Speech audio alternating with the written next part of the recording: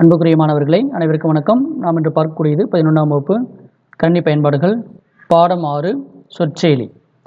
இந்த பாடத்தில் 3வது பகுதியாக நாம் பார்க்கக்கூடியது உரை மற்றும் பத்தி வடிவூட்டல்.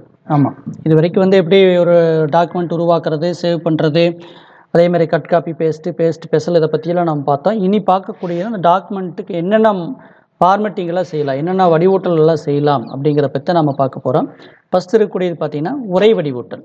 ஆமாம், ஓகே, டெக்ஸ்ட் ஃபார்மேட்டிங் அப்படின்னு சொல்லக்கூடியது. வடிவூட்டல் செய்யப்படாத உரை படிக்கும் ஆர்வத்தை தூண்டுவதாக அமையாது. எழுத்துருக்களை தடிமனாக சாய்வானதாகவும் எழுத்துரு வகை அளவு போன்றவற்றை மாற்றுவதற்கு பல்வேறு வடிவூட்டல் உறுப்பு தேர்வுகளை ஓப்பன் ஆஃபீஸ் ரைட்டர் வழங்குகிறது. எழுத்துருக்களை தடிமனாகவும் சாய்வானதாகவும் அல்லது அடிக்கோடிடுதல் போன்றவை பொதுவான உரை வடிவூட்டல் வகைகளாகும். பெரும்பாலான வடிவூட்டல் உறுப்பு தேர்வுகள் பட்டிப்பட்டையில் உள்ள ஃபார்மேட் மெனுவில் இருக்குது அப்படின்னு சொல்லியிருக்குது. ஓகே, சரி. அடுத்தது இதில் பார்த்தீங்கன்னா என்னென்னலாம் வடிவூட்டல் செய்யலாம் அப்படிங்கிறத பற்றி சொல்லியிருக்கிறாங்க. எழுத்து வகை அளவு மற்றும் நிறத்தை எப்படி மாற்றுறது அப்படிங்கிறத பற்றி சொல்லியிருக்கிறாங்க. தடிமனாக்கிறதுக்கு உண்டான ஷார்ட்கட் எல்லாம் கொடுத்துருக்குறாங்க. பனிக்குறி கொடுத்துருக்குறாங்க, ஷார்ட்கட் கொடுத்துருக்குறாங்க. சாய்வான எழுத்துக்கு பனிக்குறி ஷார்ட்கட்டு, அதே மாதிரி அடிக்கோடுகளுக்கு பனிக்குறி ஷார்ட்கட் கொடுத்துருக்குது. அதே மாதிரி எழுத்தினுடைய வகையை மாற்றோம்னா இந்த டைம்ஸ் நியூ ரோமன் அப்படின்னு டிஃபால்ட்டாக இருக்குது பார்த்தீங்களா. டிஃபால்ட்டு கொடாநிலையாக இருக்கும். டிஃபால்ட்டாக இருக்கக்கூடிய டைம்ஸ் நியூ ரோமன் தான். இதில் இந்த ஏரோ கிளிக் பண்ணி நம்ம எழுத்தினுடைய வகையை மாற்றிக்கலாம். எழுத்தினுடைய அளவை மாற்றுறதுனா இந்த ஏரோ கிளிக் பண்ணி எழுத்தினுடைய சைஸ் எல்லாம் நம்ம மாற்றிக்கலாம். அதே மாதிரி எழுத்தினுடைய நிறம் டிஃபால்ட்டாக பிளாக்ல தான் இருக்குது. வேணுங்கிற கலர் நம்ம கலர் பேலட் மூலமாக போய் சேஞ்சஸ் பண்ணிக்கலாம். அப்படி இல்லைன்னு இந்த மாற்றத்தை எல்லாமே ஃபார்மேட் மெனுவில் கேரக்டர் அப்படின்னு ஒரு ஆப்ஷன் இருக்குது. அதன் மூலமாக போனோம்னா இந்த கேரக்டர் உரையாடல் பற்றி தோன்றும். இதில் இருக்கக்கூடிய ஆப்ஷனை பயன்படுத்தி நம்ம வேணுங்கிற மாற்றத்தை செய்து கொள்ள முடியும். இதெல்லாம் நீங்கள் நோட் பண்ணி வைத்துக்கொள்ள வேண்டும். இதெல்லாம் 1 மார்க்கில் கேட்பாங்க. 1 மார்க், 2 மார்க், 3 மார்க் எதில் வேணாலும் கேட்குறதுக்கு உங்களுக்கு வாய்ப்புகள் இருக்கிறது. ஓகே, அடுத்து பார்த்தீங்கன்னா சிறிய பெரிய எழுத்துக்களாக மாற்றுதல். சரி, இதை மறுபடியும் நான் உங்களுக்கு சொல்கிறேன். ஃபஸ்ட்டு என்ன பண்ணிக்கலாம், நம்ம ஒரு டெக்ஸ்ட்டுக்கு என்னென்ன ஃபார்மெட் எல்லாம் செய்யலை அப்படிங்கிறத பற்றி நாம் பார்க்கலாம். இப்போதைக்கு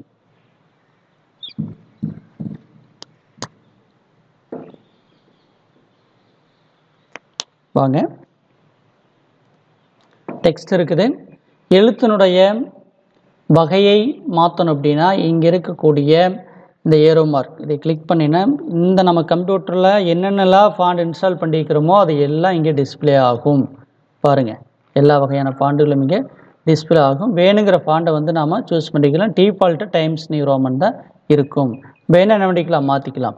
நீ இந்த வடிவூட்டம் செய்யறதுக்கு முன்னாடி எந்த பேராகிராஃபுக்கு எந்த கேரக்டருக்கு நீ வடிவூட்டம் செய்கிறையோ அதை ஃபஸ்ட் என்ன பண்ணிடுறோம், செலக்ட் பண்ணிடுறோம். எனக்கு இந்த பேராகிராஃப் மாற்றம் கொடுக்குறேன்னா இந்த பேராகிராஃப் என்ன பண்ணியிருக்கோம், நான் செலக்ட் பண்ணியிருக்கணும். செலக்ட் பண்ணிட்டு தான் நான் என்ன பண்ணணும், இங்கே இருக்கக்கூடிய எழுத்து வகையை சூஸ் பண்ணணும்.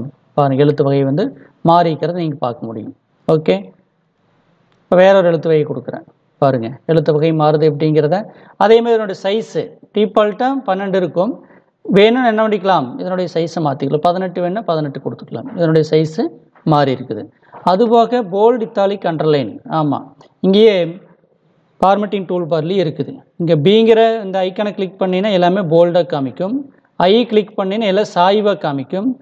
யூ கிளிக் பண்ணினா இந்த ஐக்கனை கிளிக் பண்ணினா எல்லாமே அண்டர்லைன் பண்ணி காமிக்கும். இதனுடைய வேரியேஷன் உங்களுக்கு தெரியும். ஓகே, இதே ஷார்ட்கட்லேயும் செஞ்சுக்கலாம். Ctrl+B, அதேமாரி Ctrl+I, Ctrl+U இதெல்லாம் என்ன பண்ணிக்கலாம், நம்ம இந்த போல்டு, இத்தாலிக், அண்டர்லைனுக்கு பயன்படுத்திக்கலாம். பினா போல்டு, ஐனா இத்தாலிக், யூனா அண்டர்லைன், மறந்துடாதீங்க. இப்போ Ctrl+U கொடுத்தனா என்ன ஆகும், எல்லாம் அண்டர்லைன் ஆயிரும். பாருங்கள், அதேமாதிரி Ctrl+I கொடுத்தனா எல்லாம் சாய்வான எழுத்தாக மாறதை நீங்கள் பார்க்க முடியும். Ctrl+B கொடுத்தனா என்ன ஆகும், எல்லாம் போல்டாக இருக்கிறத பார்க்க முடியும். இது ஏரியல் பிளாக்கில் கொடுத்ததுனால எல்லாமே போல்டாக இருக்குது. வேறு எழுத்து வகைக்கு மாற்றிட்டு நான் அது உங்களுக்கு எப்படி மாறுதுங்கிறத காமிக்கிறேன். ஓகே, பாருங்கள், Ctrl+B கொடுத்தனா போல்டாக இருக்கிறத காண்பிக்க முடியும். ஓகே, சரி, இதை போல்டு, இத்தாலிக், அண்டர்லைன் எல்லாம் நாம் செய்து கொள்ளலாம். அடுத்தது இதுக்கு எல்லாம் என்ன பண்ணலாம் அப்படின்னு பார்த்தீங்கன்னா நம்ம கலர்ஸ் கூட கொடுத்துக்கலாம். ஆமாம், என்ன பண்ணிக்கலாம்னா கலர் கூட நாம் கொடுத்துக்க முடியும். கலர் பேலட்டில் போய் இந்த எழுத்துக்கு வேணுங்கிற கலர் கொடுத்துக்கலாம். இங்கே பாருங்கள், ஃபாண்ட் கலர், இதை சூஸ் பண்ணிங்கன்னா வேணுங்கிற கலர்ஸ் என்னென்ன கலர்ஸ் வேணுமோ அந்த கலர்ஸ்லாம் சூஸ் பண்ணிக்க முடியும். செலக்ட் பண்ணிட்டு கொடுத்தோன்னா என்ன இருக்குது, எல்லாமே நம்மளுக்கு கலர்ஸ் ஃபாண்டினுடைய கலர்ஸ் சேஞ்சஸ் ஆகிருக்கு. ஓகே, நம்ம செலக்ட் பண்ணிட்டு தான் மாற்றணும். ஓகே, இப்படி தான் வந்து ஃபாண்ட் கலரு மாற்றுறது, எழுத்தினுடைய சைஸை மாற்றுறது, எழுத்தினுடைய வகையை மாற்றுறது, போல்டு, இத்தாலிக், அண்டர்லைன் எல்லாமே நம்ம பார்த்துட்டோம். அடுத்து ஃபார்மட் கேரக்டர் அப்படின்னு ஒரு ஆப்ஷன் இருக்குது. ஃபார்மட் மெனுவில் போயிட்டு கேரக்டர் அப்படிங்கிறத ஆப்ஷனை சூஸ் பண்ணிங்கன்னா ஃபார்மட் கேரக்டர் இந்த டயலாக் பாக்ஸ் வரும். இதில் கூட நாம் எழுத்து வகையை மாற்றிக்கலாம், எழுத்தினுடைய டைப்பை மாற்றிக்கலாம், சைஸை மாற்றிக்கலாம், எல்லாமே இதில் இருக்குது. ஓகே, நம்ம உங்களுக்கு என்ன எழுத்தினுடைய வகை வேணுமோ அந்த வகையை இதில் கொடுத்துக்கலாம். ஓகே, அது இங்கேயே கீழே டிஸ்பிளே ஆகும். ஆகுதா? அதே மாதிரி இத்தாலிக் வேணும், இத்தாலிக் கொடுத்துக்கலாம். ஓகே, சைஸ் 20 வேணும், 20 கொடுத்துக்கலாம். எல்லாமே இங்கேயே சூஸ் பண்ணிக்கலாம். அது எல்லாமே எதில் இருக்குது? கேரக்டர் மெனுவில், ஃபார்மட் மெனுவில் கேரக்டருங்கிற ஆப்ஷனில் இருக்குது. அதேமாதிரி ஃபாண்ட் எஃபெக்ட் ஏதாச்சும் வேணுனாலும் இதுலேயே நம்ம ஃபாண்ட் கலரெல்லாம் சூஸ் பண்ணிக்கலாம். இல்லை எனக்கு க்ரீன் வேணுன்னா க்ரீன் சூஸ் பண்ணிக்கலாம். எஃபெக்ட் ஏதாச்சும் வேணுன்னா கேபிட்டல் வேணுமா, லோயர் வேணுமா, எல்லாமே கேபிட்டல் வேணுன்னா கேபிட்டல் கொடுத்துக்கலாம். எல்லா லெட்டர்ஸுமே கேபிட்டலில் வரும். ஓகே, அதை ஏதாச்சும் அவுட்லைன் வேணுன்னா அவுட்லைன் கொடுத்துக்கலாம் அந்த எழுத்துக்களுக்கு எல்லாம். ஓகே, அடுத்தது பிளிங்கிங் ஏதாச்சும் வேணால் பிளிங்கிங் கூட கொடுத்துக்கலாம். ஓகே, ஆமாம். அடுத்து பொசிஷன், அதாவது பேக்ரவுண்ட் ஏதாச்சும் பேக்ரவுண்ட் கலர் ஏதாச்சும் வேணுனாலும் பேக்ரவுண்ட் கலர் கொடுத்துக்கலாம். கொடுத்துட்டு ஓகே கொடுத்தீங்கன்னா என்ன ஆயிரும்? எல்லாமே நமக்கு பண்ண மாற்றம் எல்லாம் வந்துடும். நான் பிளிங்கிங் கொடுத்ததுனால அந்த இடத்துல பிளிங்க் ஆகிட்டு இருக்கும். இந்த எழுத்துக்களுக்கு எல்லாமே பார்டர் கொடுக்கப்பட்டிருக்கிறது. ஓகே, இது எல்லாமே ஒரே மெனு மூலமாக அத்தனையும் நீங்கள் செய்து பார்த்து கொள்ளலாம். மறந்துடாதீங்க. பாருங்கள், ஃபார்மெட்டில் கேரக்டர் போகிறீங்க, ஃபாண்டுக்கு போகிறீங்க, அதில் எழுத்து வகையை சூஸ் பண்ணுறீங்க. அதில் வந்து இத்தாலிக்கு வேணும், இத்தாலிக்கு சைஸை மாற்றிக்கலாம். ஃபாண்ட் எஃபெக்டில் போயிட்டு இதில் வேணுங்கிற எழுத்தினுடைய கலரு ஓவர் ரைட் பண்ணுறதா, ஸ்ட்ரைக் அவுட் பண்ணுறதா எல்லாமே இதில் கொடுத்துக்கலாம். ஓகே, அல்லது ஒரு பர்டிகுலர் வார்த்தையை மட்டும் எனக்கு பிளிங்க் ஆகி காமிக்கணும் அப்படின்னா நம்ம அதை கூட நம்ம சேஞ்சஸ் பண்ணிக்கலாம். இப்போ சேலஞ்ச் மட்டும் நம்மளுக்கு பிளிங்க் ஆகும்னா என்ன பண்ணிக்கலாம்? ஃபார்மெட்டில் கேரக்டரில் போயிட்டு என்ன பண்ணிக்கலாம்? பிளிங்க் சூஸ் பண்ணிக்கலாம். அல்லது ஏதாச்சும் ஃபாண்டுடைய சைஸ் வேரியேஷன் பண்ணி காமிக்கணுன்னாலும் காமிச்சிக்கலாம். போல்டாக வேணால் போல்டாக காமிச்சிக்கலாம். அல்லது கலர்ஸ் ஏதாச்சும் வேணுனாலும் கூட நம்ம என்ன பண்ணிக்கலாம்? ஃபாண்ட் கலரை வந்து நாம் சூஸ் பண்ணிக்கலாம். என்ன கலர் வேணுமோ அந்த கலரை சூஸ் பண்ணிக்கலாம். கொடுத்துட்டு ஓகே கொடுத்தீங்கன்னா இப்போ பாருங்கள், இந்த சேலஞ்சஸ் மட்டும் பிளிங்க் ஆகி வர்றதை பார்க்கலாம். பிளிங்க் ஆகுதா? ஓகே, இந்த மாதிரி எல்லாம் நாம் பார்த்துக்கொள்ள முடியும். ஓகே மாணவர்களே, இது எப்படின்னு தெரிஞ்சிட்டிங்களா? அடுத்தது பார்த்திங்கன்னா சிறிய எழுத்து பெரிய எழுத்துக்களாக மாற்றுறது. இது எல்லாமே நான் ஃபார்மட் கேரக்டர்லேயே பார்த்துட்டோம். இருந்தாலும் இதில் எப்படி வருது அப்படிங்கிறதையும் நம்ம பார்க்கலாம். ஓகே, சரி வாங்க. சிறிய எழுத்து பெரிய எழுத்துக்களாக மாறும். அப்பர் கேஸு லோயர் கேஸாக மாற்றுறது, அதேமாதிரி லோயர் கேஸ் அப்பர் கேஸாக மாற்றுறது, இது எல்லாமே நம்ம வந்து மாற்றிக்கலாம். அதேமாதிரி கேபிட்டலைஸ் எவரி வார்த்தைகளை வந்து கேபிட்டல் லெட்டருக்கு மாற்றுறது, இது எல்லாமே நம்ம மாற்றிக்க முடியும். இது எல்லாமே ஃபார்மட் சேஞ்ச் கேஸ் அப்படிங்கிற ஆப்ஷனில் போய் நாம் கொடுக்கணும். வாங்க அதையும் பார்க்கலாம். ஃபார்மெட்டில் சேஞ்ச் கேஸ், ஆமாம், ஃபார்மெட்டில் போயிட்டு சேஞ்ச் கேஸில் சென்டென்ஸ் கேஸா, லோயர் கேஸா, அப்பர் கேஸா, கேபிட்டலைஸ் எவரி வேர்டா, டாக்கிள் கேஸு அப்படிங்கிறதெல்லாம் சூஸ் பண்ணிக்கணும். ஓகே, சரி.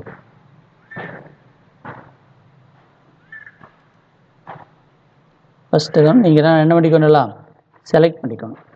ஆமாம், செலக்ட் பண்ணிவிட்டு ஃபார்மெட்டில் சேஞ்ச் கேஸ், சென்டென்ஸ் கேஸ்னால் ஒவ்வொரு சென்டென்ஸ் முடிஞ்சோடனே உங்களுக்கு சென்டென்ஸ் கேஸ் வந்து அது ஃபார்மெட்டாக இருக்கும். அதே மாதிரி லோயர் கேஸ்னால் எல்லாமே லோயர் கேஸ், எல்லாமே ஸ்மால் லெட்டரில் மாறி இருக்கிறத பார்க்க முடியும். அதே மாதிரி கேப்ஸ் அப்பர் கேஸ் எல்லாமே அப்பர் கேஸாக மாறி இருக்கும்.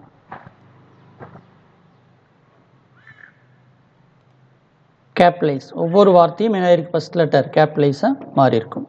எல்லாமே இதில் போய் நீங்கள் பார்த்துக்கொள்ள முடியுமானவர்களே. அடுத்து டாக்கிள் கேஸ்.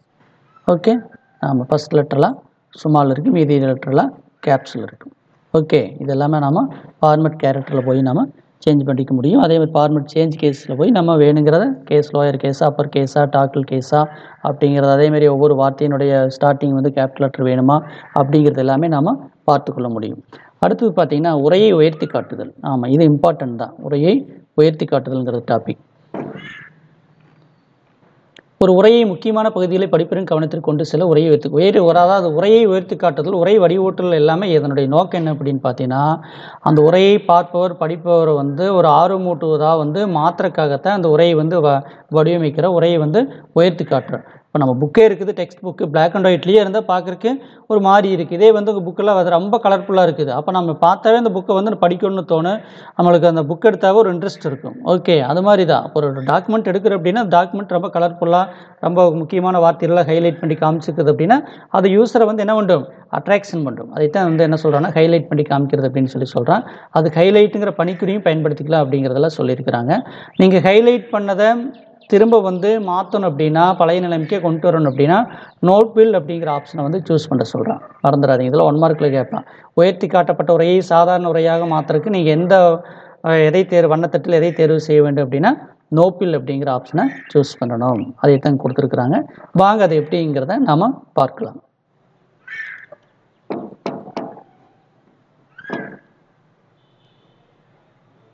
செலக்ட் பண்ணிக்கிறோம்.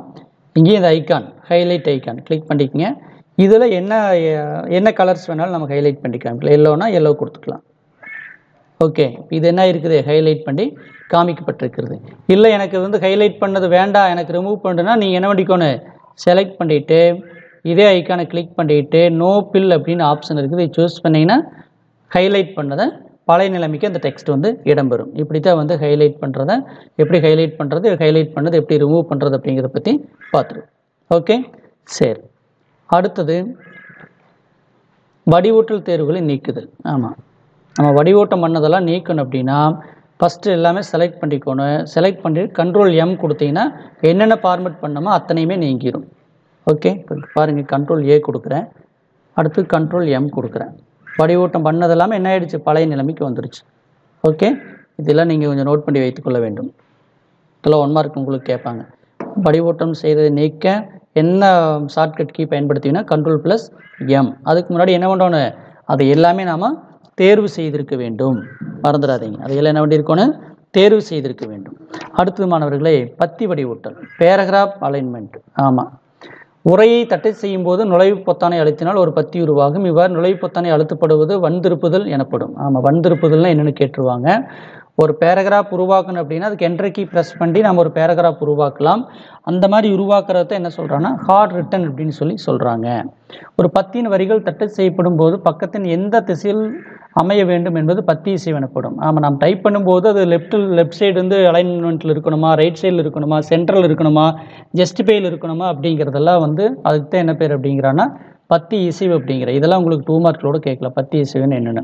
ஒவ்வொரு பத்தியின் அமைவும் பத்தி இசைவு கட்டுப்படுத்தப்படுகிறது. ஓப்பன் ஆஃபீஸ் ரைட்டில் இடது, வலது, மையம், நேர்த்தி என்று 4 வகையான இசைவுகள் உள்ளன. இதெல்லாம் நோட் பண்ணிக்கோங்க. 4 வகையான பத்தி இசைவுகள் வந்து இடம்பெற்றிருக்கிறது. இடது இசைவு, வலது இசைவு, மைய இசைவு, நேர்த்தி இசைவு அப்படின்னு சொல்லி கொடுத்துருக்குது. இது எப்படி அப்படிங்கிறத நாம் பார்க்கலாம். ஓகே, வாங்க.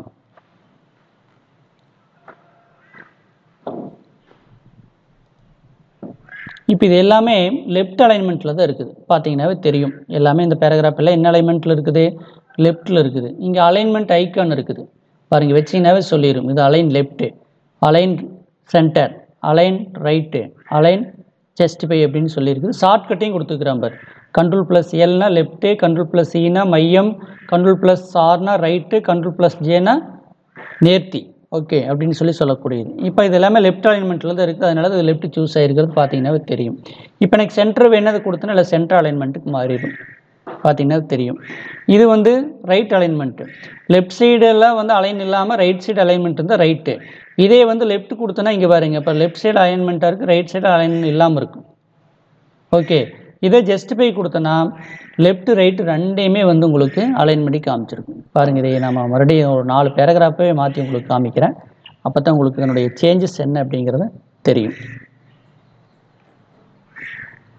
இது நம்ம லெஃப்டில் வச்சுக்கலாம். அடுத்து இதை வந்து என்ன பண்ணிக்கலாம், நாம சென்டர் வச்சுக்கலாம்.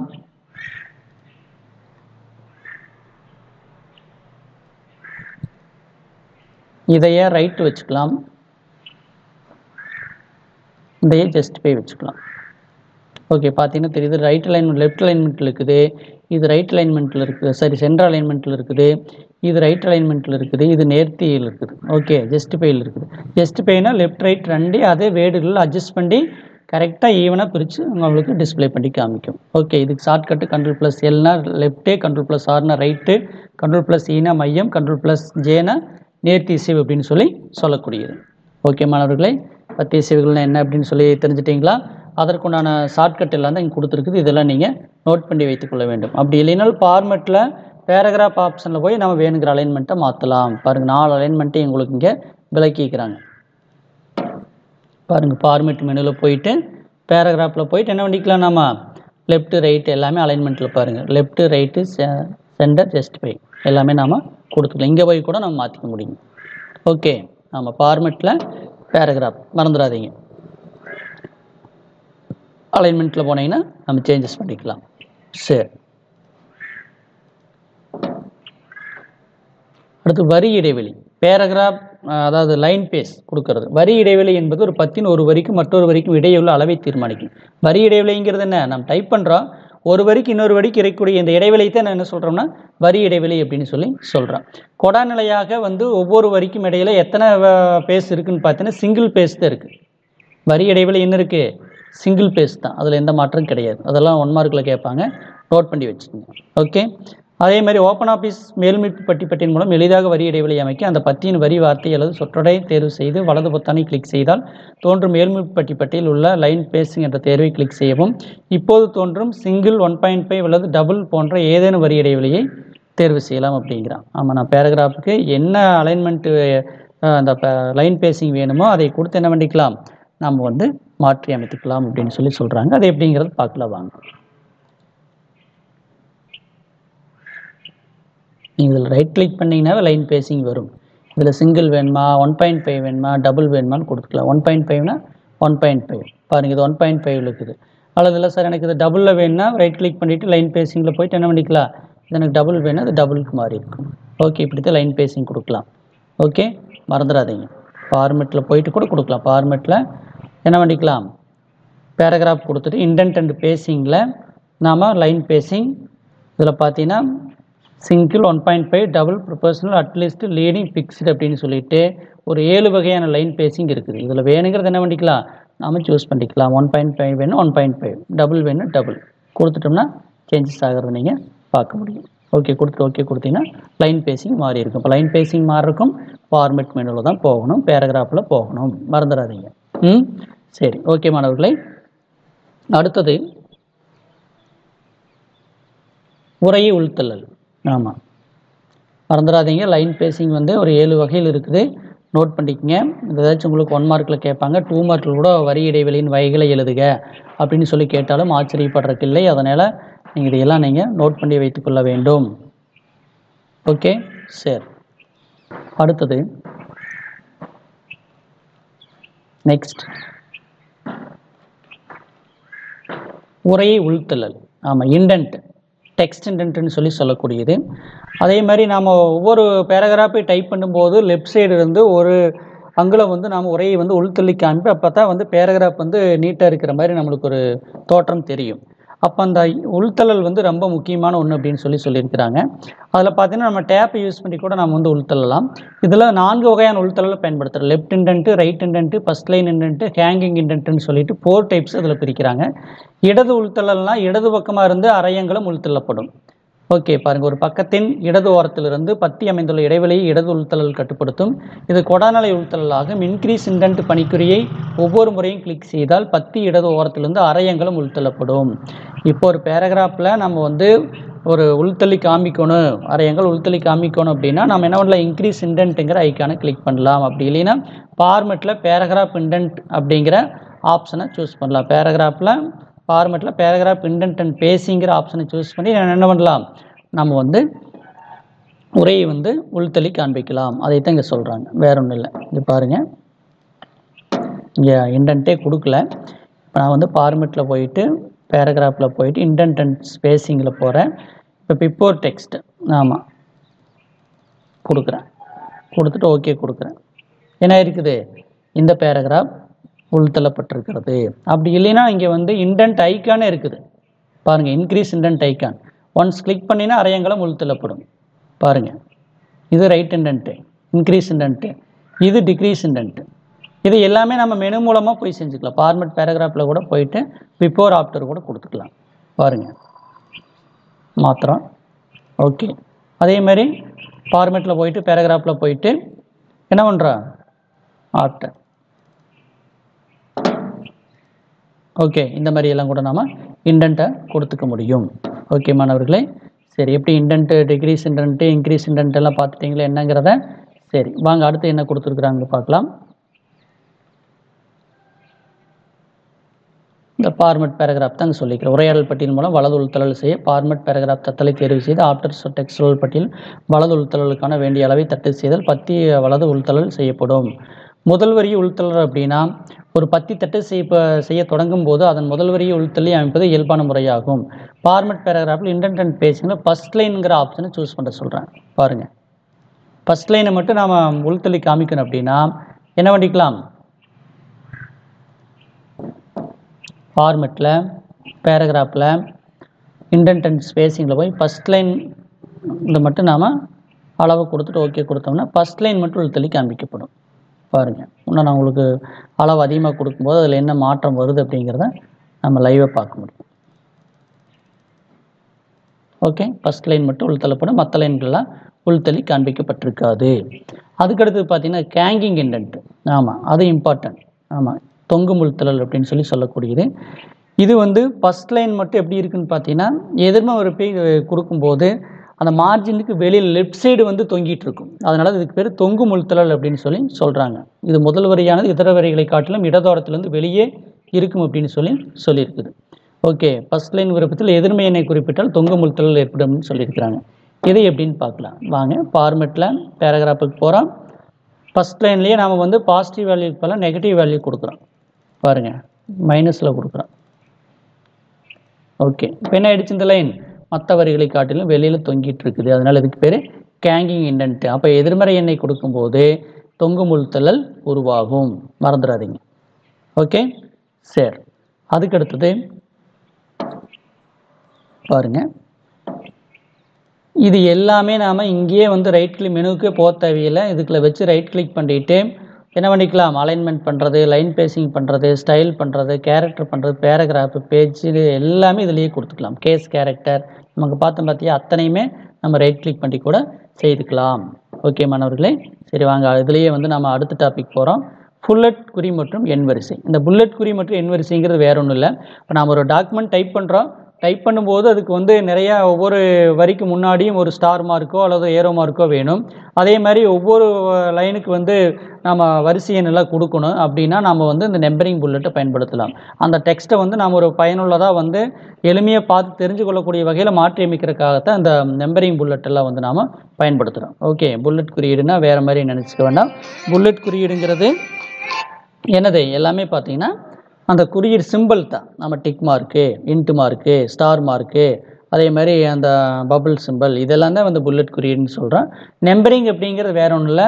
நம்பர் 1 2 3 இருக்கலாம், ரோமன் லெட்டர் இருக்கலாம், அதே மாதிரி ஆல்பபெட்டிக் லெட்டர் ஏபிசிடி ஸ்மால் கேப்ஸில் இருக்கலாம். இதெல்லாம் எண் வரிசைக்கு பயன்படுத்தக்கூடியது. இது 5 மார்க்கில் இம்பார்ட்டன்ட் கொஸ்டின் தான். இந்த நம்பரிங் புல்லட்ஸ் எல்லாம் எப்படி பயன்படுத்துறது அப்படிங்கிறத பற்றி நாம் பார்க்கலாம். இப்போ இந்த நம்பரிங் புல்லட்ஸை பயன்படுத்தணுன்னாலும் ஃபார்மெட் மெனுவில் போயிட்டு புல்லட்ஸ் அண்ட் நம்பரிங்கிற ஆப்ஷனை நாம் பயன்படுத்தணும், மறந்துடாதீங்க. ஃபார்மெட்டில் மெனுவில் நம்பரிங் புல்லட்ஸ். ஓகே, இது எப்படி கொடுக்குறது அப்படிங்கிறத நாம் இப்போ பார்க்கலாம் வாங்க. ஓகே, இங்கே இன்சர்ட் பாயிண்ட் வச்சுட்டோம். இது எல்லாமே ஃபார்மெட்டிங் டூல் பார்லேயே நம்பரிங் புல்லட்ஸ் இருக்குது. பாருங்கள், நம்பரிங் ஆன் ஆப் அல்லது F12 பயன்படுத்திக்கலாம். இதெல்லாம் 1 மார்க்கில் கேட்பேன். Numbering புல்லட்டுக்கு shortcut F12. ஓகே, ஆமாம், கீபோர்டில் F12ங்கிற கீ இருக்கும், அதை ப்ரெஸ் பண்ணலாம். இது நம்பரிங், இது புல்லட்ஸ். ஆமாம், இதை ஒன்ஸ் கிளிக் பண்ணினா புல்லட் குறி ஆன் ஆகும், மறுபடியும் ஒன்ஸ் கிளிக் பண்ணினா புல்லட் குறி ஆஃப் ஆயிரும். பாருங்கள், இங்கே இப்போ ஒரு டாட் பபிள் வந்துருச்சா, மறுபடியும் ஒன்ஸ் கிளிக் பண்ணினா அது ஆஃப் ஆயிரும். இது நம்பரிங்க்கு ஒன்ஸ் கிளிக் பண்ணினா 1ன்னு விழும், மறுபடியும் ஒன்ஸ் கிளிக் பண்ணினா அது ரிமூவ் ஆயிரும். அது ஆன் பண்ணிக்கலாம், ஆஃப் பண்ணிக்கலாம். ஒன்ஸ் கிளிக் பண்ணும்போது ஆன் ஆகும், ஒன்ஸ் கிளிக் பண்ணும்போது ஆஃப் ஆயிரும். இப்போ நம்பரிங் பார்க்கலாம் வாங்க. ஒன்ஸ் கிளிக் பண்ணியாச்சு. இப்போ நான் ஒரு லைன் டைப் பண்ணிக்கிறேன்.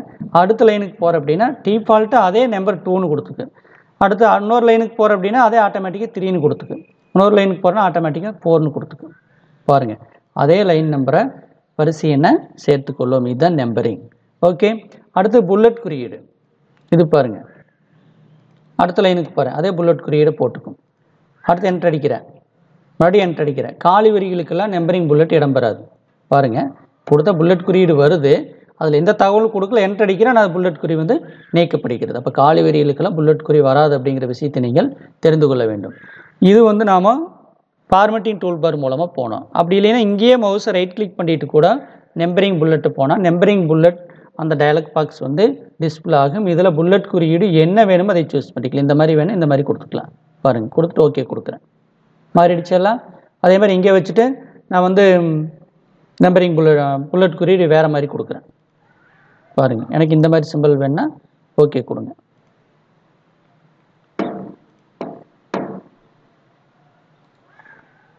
நம்பரிங் புல்லட்ஸ் வந்துடுச்சா? அடுத்த லைன் போகிறேன், புல்லட் குறி வந்துடுச்சு. அடுத்த லைன் போகிறேன், ஆட்டோமேட்டிக்காக அடுத்தடுத்த லைன் போகும்போது ஆட்டோமேட்டிக்காக புல்லட் குறியீடை சேர்த்துக்கொள்ளும். அதே மாதிரி தான் நம்பரிங் இங்கே காமிச்சேன், இதுலேயும் நம்பரிங் பார்க்கலாம் வாங்க. Numbering and bullets. ஓகே, இங்கே நம்பரிங் இருக்குது. இதில் போனீங்கன்னா நம்பர் ப்ராக்கெட் வேணுமா, டாட் வேணுமா, டபுள் ப்ராக்கெட் வேணுமா, ரோமன் லெட்ரு கேப் ஸ்மால் வேணுமா, ஏபிசிடி அல்பபெட்டிக்கல் கேப் ஸ்மால் ப்ராக்கெட்லாம் வேணுமா அப்படிங்கிறது வேணுங்கிறத சூஸ் பண்ணிக்கலாம். இல்லை சார் எனக்கு ஏபிசிடி இது மாதிரி எல்லாம் கொடுக்கணும் அப்படின்னா இதை சூஸ் பண்ணிவிட்டு ஓகே கொடுத்தீங்கன்னா பாருங்கள் ஒவ்வொரு லைனுடைய தொடக்கத்துலேயும் அதே டிஃபால்ட்டாக சேர்த்திக்கும். அடுத்த லைனுக்கு போகிறேன், பாருங்கள் அதே சேர்த்திக்கும். ஓகே, ஆமாம், இந்த மாதிரி எனது நம்பரிங் வந்து எழுத்துக்கள் எண்கள் மட்டும் இல்லை எழுத்துக்களை கூட கொடுத்துக்கலாம். அல்லது இல்லை சார் எனக்கு ரோமன் லெட்டர் வேணுனாலும் நம்ம என்ன பண்ணிக்கலாம், ரோமன் லெட்டர் கொடுத்துக்கலாம். இதே நீங்கள் ஃபார்மெட்டில் போயிட்டு புல்லட்ஸ் அண்ட் நம்பரிங் சூஸ் பண்ணிக்கலாம். இங்கே கூட போய் சூஸ் பண்ணிக்கலாம். பாருங்கள், ரோமன் லெட்டர் வேணுன்னா ரோமன் லெட்டர் கொடுத்துக்கலாம். ஓகே, அடுத்து ரோமன் லெட்டர் செகண்ட் அதே ஆட்டோமேட்டிக்காக வந்துடும். நீங்கள் தனித்தனியாக கொடுக்கணும். ஒரு 100 லைன் டைப் பண்ணோன்னா 50 லைன் டைப் பண்ணோன்னா அந்த லைன் நம்பர் வரிசையினால நம்ம கொடுக்க தேவையில்லை. நம்பரிங் புல்லட்டில் போய் சூஸ் பண்ணிட்டோம்னா ஆட்டோமேட்டிக்காக அடுத்தடுத்த லைன் அதே நம்பரை போட்டுக்கும். இது நம்மளுடைய வேலைகளை வந்து எளிமையாக்கிறதுக்காகத்தான் இந்த நம்பரிங் புல்லட்டில் இந்த இடத்துல பயன்படுத்துகிறாங்க. ஓகே, சரி எனக்கு சார் அந்த நம்பரிங் புல்லட்டெல்லாம் வேண்டாங்க சார், எனக்கு இது இப்போ தெரியாது கொடுத்துட்டு அப்படின்னா நீ என்ன பண்ணிக்கலாம், இதை ஒன்று செலக்ட் பண்ணிவிட்டு இங்கே இருக்கக்கூடிய ஐக்கானை சூஸ் பண்ணினாவே போதும். பாருங்கள், வேண்டாங்க சார் அப்படின்ட்டா நீ உடனே என்ன பண்ணிக்கலாம், இந்த நம்பரிங் ஐக்கானை சூஸ் பண்ணி நல்லா பழைய நிலைமைக்கு வந்துடும். பாருங்கள், எல்லாமே மாறிடும். ஓகே, இந்த மாதிரி நாம் ரிமூவ் பண்ணிக்கலாம். அப்படி இல்லை அப்படின்னாலும் செலக்ட் பண்ணிவிட்டு நீங்கள் என்ன பண்ணலாம், ஃபார்மெட்டில் போயிட்டு புல்லட்ஸ் அண்ட் நம்பரிங்கில் போயிட்டு ஓகே, ஆமாம் புல்லட்டில் என்ன குறியீடு கொடுத்தீங்களோ கொடுத்துட்டு ரிமூவ் கொடுத்தீங்கன்னா ரிமூவ் ஆயிடும். ஓகே, இந்த மாதிரி நம்பரிங் புல்லட்டை ரிமூவ் பண்ணலாம். ஓகே, இப்போ நம்பரிங் புல்லட் எப்படி கொடுக்கறது, எப்படி ரிமூவ் பண்ணுறது, அதனுடைய பர்பஸ் என்ன அப்படிங்கிறதெல்லாம் தெரிஞ்சிட்டிங்களா? இதெல்லாம் உங்களுக்கு ரொம்ப இம்பார்ட்டன்ட். ஆமாம், இதெல்லாம் நீங்கள் கொஞ்சம் தெரிந்து வைத்துக்கொள்ள வேண்டும். ஓகே மாணவர்களே, இது எப்படிங்கிறது நீங்கள் ஒர்க் அவுட் பண்ணி பார்த்தீங்கன்னா தான் இதிலெல்லாம் உங்களுக்கு ஒரு ஐடியா கிடைக்கும். ஓகே, சரி.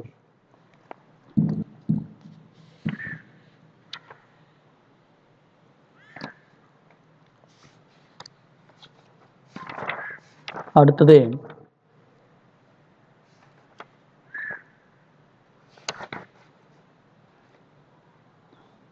பக்க வடிவூட்டல்.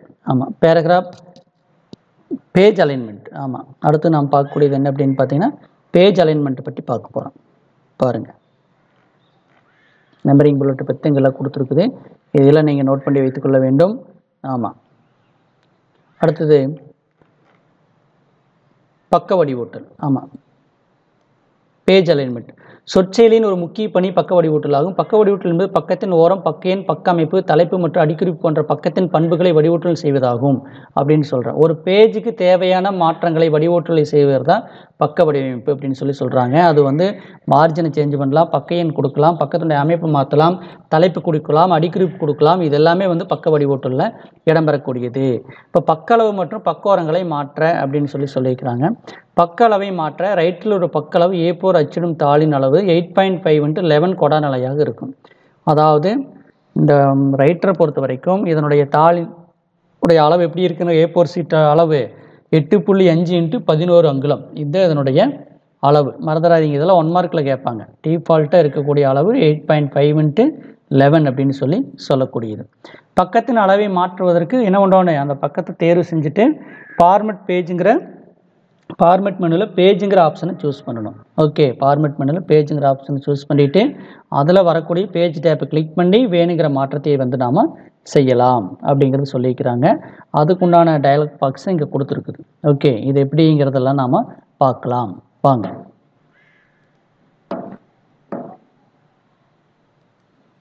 ஃபார்மெட்டில் பேஜ். ஓகே, இதில் பேஜ் டேப் சூஸ் பண்ணணும். இதில் A4 சீட் இருக்குது. இதனுடைய தாளின் அளவு வந்து பார்த்தீங்கன்னா எப்படி இருக்குது அப்படின்னா டிஃபால்ட்டாக 8.5 × 11 அப்படிங்கிற ஆப்ஷனில் தான் இருக்கும் அப்படின்னு சொல்லியிருக்கிறாங்க.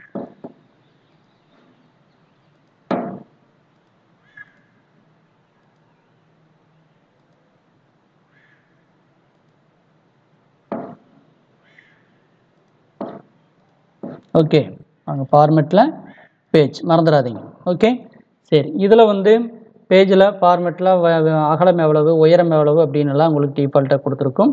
இதெல்லாம் கொஞ்சம் நீங்கள் நோட் பண்ணி வைத்துக்கொள்ள வேண்டும். ஓகே, சரி. இதில் கூட நாம் வந்து இதனுடைய அகல உயரத்தெல்லாம் நாம் மாற்றலாம். அகலம் எவ்வளோ பாருங்க, நான் சேஞ்ச் பண்ணுறது எல்லாமே உங்களுக்கு டிஸ்பிளே ஆகும். வித்து அகலம் வந்து வேணுங்கிற அளவுக்கு நம்ம என்ன பண்ணிக்கலாம், சேஞ்சஸ் பண்ணிக்கலாம். அதே மாதிரி உயரம் வேணுங்கிற அளவுக்கு குறைச்சிக்கலாம், அதிகப்படுத்திக்கலாம். இங்கே செய்யக்கூடிய மாற்றம் எல்லாமே நம்மளுடைய ஸ்க்ரீனில் டிஸ்பிளே ஆகும். ஓகே மாணவர்களே, எப்படின்னு தெரிஞ்சுக்குங்க. பாருங்கள், சேஞ்சஸ் பண்ணோன்னா எல்லாமே சேஞ்சஸ் ஆகிருக்கும். ஓகே, சரி. அடுத்தது பக்கத்தின் ஓரங்களை மாற்ற. பக்கத்தின் ஓரம் என்பது ஒரு பக்கத்தின் மேல், கீழ், இடது மற்றும் வலது ஓரங்களில் உள்ள வெற்றிடத்தை குறிக்கும். வேற ஒன்றும் இல்லை. மார்ஜின்ங்கிறது என்ன, ஒரு பேஜில் மேல், கீழ், இடது வலதுனுடைய அந்த இடைவெளி குறிக்கூடியதான். இந்த ஏரியா இருக்குது பார்த்தியா, இது மேலே, இது கீழ்ப்பகுதி. இந்த இதான் பேப்பரு. இந்த பேப்பருக்கும் அந்த எட்ஜுக்கும் இடையில் இருக்கிற இந்த கேப்பை தான் மார்ஜின் சொல்கிறேன். இதுதான் மார்ஜின். இது இடது வலது, இது மேல் கீழ். இதைத்தான் என்ன சொல்கிறேன், மார்ஜின் அப்படின்னு சொல்லியிருக்கிறாங்க. ஓகே, ஆமாம். அப்போ நம்ம டைப் பண்ணும்போது என்னாகும், இடதோரத்துலேருந்து லெஃப்ட் மார்ஜின் எட்ஜிலேருந்து நம்ம டைப் பண்ணுவோம். ஓகே, அடுத்தது பக்கத்தின் ஓரங்களை வந்து மாற்றுறதுக்கு நான் ஏற்கனவே சொன்ன மாதிரி ஃபார்மெட்டில் பேஜுங்கிற ஆப்ஷன் சூஸ் பண்ணால் பேஜ் டைல் டயலாக் பாக்ஸ் வரும். அதில் பேஜ் டேப் மூலமாக நம்ம வேணுங்கிற மாற்றத்தை கொடுக்கலாம் அப்படின்னு சொல்லியிருக்குது. அதுபோக என்ன சொல்லியிருக்கிறான்னா ரூலர் உதவியுடன் பக்கத்தின் ஓரங்களை கூட மாற்றிக்கலாம் அப்படின்னு சொல்லியிருக்கிறான். ஆமாம், ரூலர் அப்படி உதவியோட மாற்றிக்கலாம்னு சொல்லியிருக்கிறேன். ரூலர் மங்களாக உள்ள பகுதிகளே ஓரங்களாகும். சுட்டி சாம்பல் நிற பகுதிக்கும் வெள்ளை நிற பகுதிக்கும் இடையே வைத்தால் சுட்டியானது இருதலை கொண்ட அம்புக்குறியாக தோன்றும். சுட்டலின் இடதுபுற பொத்தானை அழுத்தி கொண்டே சுட்டலின் ஓரங்கள் மீது நகர்த்தி தேவையான இடத்தில் அழுத்தலை விடுவிக்கலாம். சரி, வாங்க நம்ம எப்படி இந்த ரூலரை பயன்படுத்தலாங்கிறான். ரூலர் நம்மளுக்கு வேணும் அப்படின்னா வியூ மெனுவில் போயிட்டு ரூலரை கிளிக் பண்ணினா ரூலர் வரும். இப்போ ரூலர் இல்லை, ரூலர் வேணுன்னா வியூவில் போயிட்டு ரூலரை கொடுத்தீங்கன்னா ரூலர் டிக் ஆகிரும். இப்போ ரூலர் டிஸ்பிளே ஆகும். இந்த இடத்துல வச்சிங்கன்னா என்னாகும், இந்த பாயிண்ட் இந்த சாம்பல் நிற பகுதியில் வச்சிங்கன்னா இது இருதலை கொண்டு அம்புக்குறியாக இருக்கும். இங்கே வச்சுட்டு நாம் மார்ஜினலாக அட்ஜஸ்ட் பண்ணிக்கலாம். அதைத்தான் சொல்லியிருக்கிறான். மேல் கீழே வேணாலும் அட்ஜஸ்ட் பண்ணிக்கலாம். சரியான இடத்துல வைக்கும்போது என்ன ஆகுது, இருதலை கொண்ட அம்புக்குறியாக இடம்பெறுகிறது. இதை வச்சு நம்ம மார்ஜினை அட்ஜஸ்ட் பண்ணிக்க முடியும். ஓகே, அதைத்தான் வந்து ரூலர் மூலமாக கூட ஓரளவுகளை மாற்றலாம். அப்படி இல்லைன்னா என்ன சொல்கிறேன், ஃபார்மெட்டில் போயிட்டு பேஜ்ங்கிற ஆப்ஷனை சூஸ் பண்ணிவிட்டு இதில் பேஜ் டேப் கிளிக் பண்ணி கூட ஓரளவுகளை எல்லாம் நம்ம மாற்றிக்கலாம் அப்படின்னு சொல்லியிருக்கு. ஓகே, சரி. அடுத்தது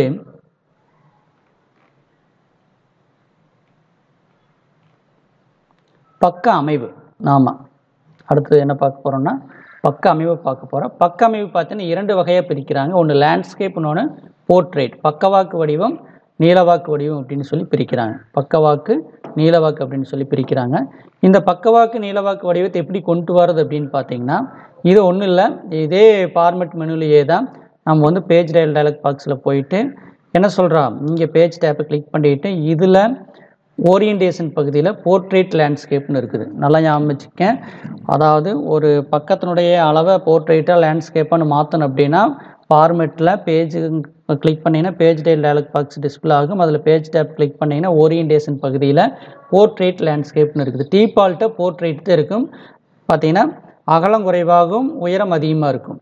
ஓகே, ஆமாம். இதே லேண்ட்ஸ்கேப் அப்படின்னு பார்த்தீங்கன்னா பாருங்கள், கிளிக் பண்ணோடனே மாறும் பாருங்கள். இந்த பகுதி என்ன இருக்குது, அகலம் அதிகமாக இருக்குது, உயரம் வந்து குறைவாக இருக்குது. நீளம் குறைவாகவும் அகலம் அதிகமாக இருந்தால் லேண்ட்ஸ்கேப்பு. அதேமாதிரி நீளம் அதிகமாகவும் அகலம் குறைவாக இருந்தால் போர்ட்ரேட்.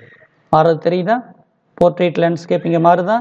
இதை வந்து எப்படி மாற்றுறது அப்படின்னா ஃபார்மெட்டில் பேஜுங்கிற டேப் கிளிக் பண்ணிங்கன்னா பேஜ் டயலாக் பாக்ஸ் வரும். அதில் பேஜ் டேப் யூஸ் பண்ணிவிட்டு ஓரியன்டேஷன் பகுதியில் போய் போர்ட்ரேட் லேண்ட்ஸ்கேப் மாற்றணும். இங்கே இருக்கக்கூடிய போர்ட்ரேட் லேண்ட்ஸ்கேப் ஆப்ஷன் என்ன அப்படின்னு பார்த்தீங்கன்னா அது ஆப்ஷன் பொத்தான், ரேடியோ பொத்தான்னு சொல்லக்கூடியது. ஏதோ ஒன்றை தான் சூஸ் பண்ண முடியும். ஓகே, சரி, இதைத்தான் உங்கள் புக்கில் கொடுத்துருக்குறாங்க. இப்போ லேண்ட்ஸ்கேப் கொடுத்துட்டு ஓகே கொடுத்தனா இது லேண்ட்ஸ்கேப் மோடுக்கு மாறிடும். ஓகே, சரி, அடுத்தது உங்களுக்கு 2 மார்க்கில் கேட்பான். பக்க அமைவு என்ன அப்படின்னு சொல்லி கேட்பேன். பக்க அமைவின் வகைகளை விளக்கிய 2 மார்க் 3 மார்க்கில் கேட்பாங்க, 1 மார்க்லையும் கேட்பாங்க. நோட் பண்ணிக்கங்க. நீ லேண்ட்ஸ்கேப்னா நீளம் குறைவாக இருக்குது, அகலம் அதிகமாக இருக்குது. போர்ட்ரேட்னா நீளம் அதிகமாக இருக்குது, அகலம் குறைவாக இருக்குது. அதில் அந்த படத்துலேயே கொடுத்துருக்குறான் பாரு, நீளம் அதிகம் அகலம் குறைவு. இதில் அகலம் அதிகம் நீளம் குறைவு. நோட் பண்ணி வச்சுக்கங்க. அடுத்தது பக்க வண்ணம் மற்றும் எல்லைகள். ஆமாம், அடுத்தது ஒரு பேஜுக்கு எப்படி கலர்ஸ் எல்லாம் எப்படி கொடுக்கறது அப்படிங்கிறத பற்றி கொடுத்துருக்குறாங்க. அது வாங்க அதையும் பார்க்கலாம்.